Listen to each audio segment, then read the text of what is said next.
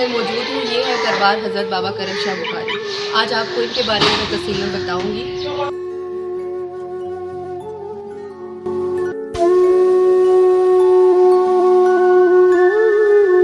آپ کا خوبصورت مزار درائے جہلم کے کنارے پر محلہ بابا کرم شاہ بخاری میں واقع ہے۔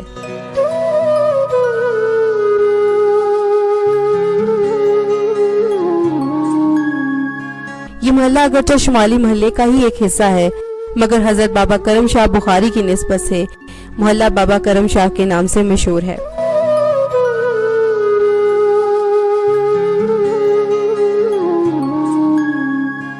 آپ کا مزار نہایت خوبصورت ہے جو گہرے سبز رنگ کا ہے۔ مزار کا گنبد دور ہی سے نظر آ جاتا ہے۔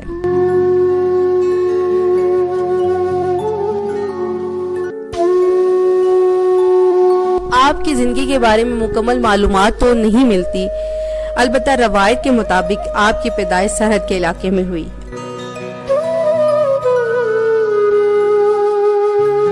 آپ کا اصل نام سید علی احمد تھا۔ آپ نے بخارا سے تعلیم حاصل کی اور احمد شاہ ابدالی کی فوج میں داخل ہو گئے۔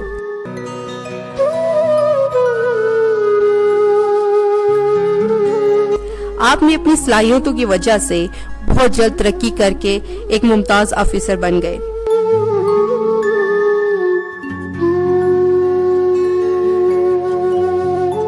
جب احمد شاہ ابدالی مرہٹوں کی سرکوبی کے لیے ہندوستان آیا تو آپ بھی اس کے ہمراہ تھے۔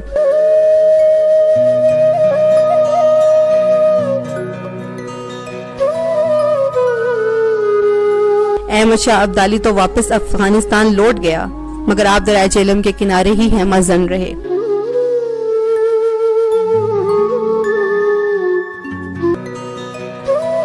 اس وقت روہتاس میں بھی احمد شاہ ابدالی نے اپنا ایک گورنر مقرر کیا ہوا تھا۔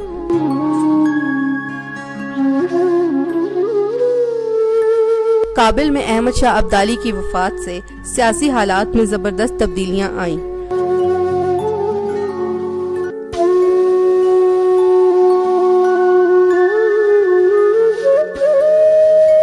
اس سیاسی انتشار کی وجہ سے حضرت بابا کرم شاہ بخاری اور ان کے ساتھی مجاہدین کی تنخواہیں تعطل کا شکار ہو گئیں۔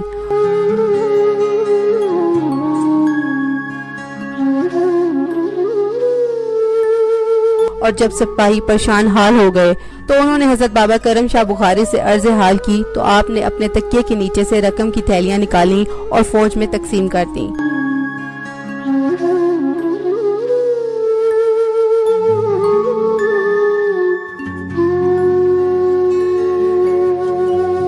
اس کے بعد بھی ایک طویل عرصے تک آپ سپاہیوں کو تنخواہیں دیتے رہے اور لنگر اور دیگر اخراجات کے لیے بھی رقم فراہم کرتے رہے، جبکہ افغانستان سے اخراجات اور رقوم کا آنا موقوف ہو چکا تھا۔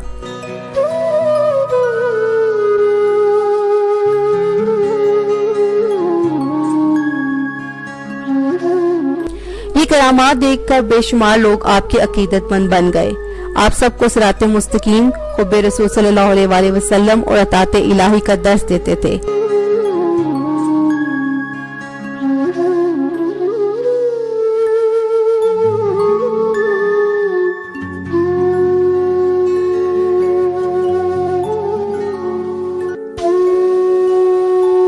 خود آپ اللہ کی خوشنودی کی خاطر ہمہ وقت عبادت میں مصروف رہتے۔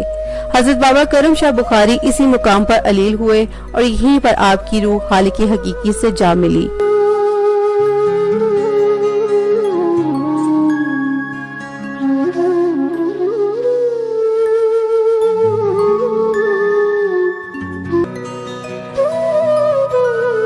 آپ کے عقیدت مندوں نے نہایت عزت و تکریم سے آپ کی تدفین کی اور بعد میں نہایت شاندار مقبرہ تعمیر کیا گیا جو آج بھی پر رونق ہے۔